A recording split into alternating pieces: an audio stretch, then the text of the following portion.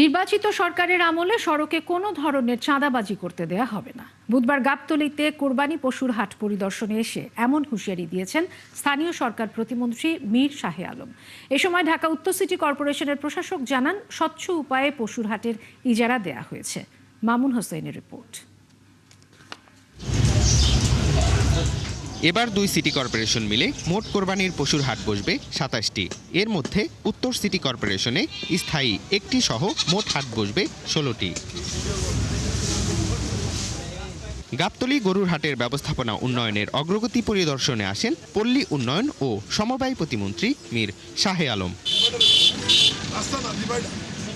তিনি হুঁশিয়ারি দেন, অনির্বাচিত সরকারের সময় অভিযোগ থাকলেও এবার সড়ক ধরনের চাঁদাবাজি হবে না।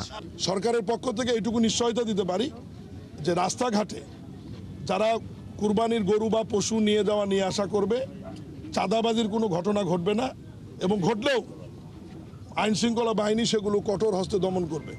তিনি আরও জানান, পশুর হাটে নিরাপত্তার জন্য কয়েক স্তরের ব্যবস্থা নেওয়া হয়েছে। আর নকল টাকা প্রতিরোধের পাশাপাশি হাটে থাকবে মেডিকেল বুথ। পশুর হাটগুলোতে আমাদের সম্মানিত পুলিশ বাহিনীর পাশাপাশি সেনাবাহিনী, র্যাব এবং প্রয়োজনে অন্যান্য আইন শৃঙ্খলা বাহিনীর প্রয়োজন হলে সেটি আমরা মোতায়েন করব। বিজিবিও মোতায়েন করা হবে। এর বাইরে এখানে স্বাস্থ্য ক্যাম্প থাকবে। নকল টাকা যাতে কেউ ব্যবহার করতে না পারে, এটা ব্যাংকের লোক মেশিন নিয়ে এখানে উপস্থিত থাকবে। ঢাকা উত্তর সিটি কর্পোরেশনের প্রশাসক বলেন, স্বচ্ছ উপায়েই পশুর হাটের ইজারা দেওয়া হয়েছে।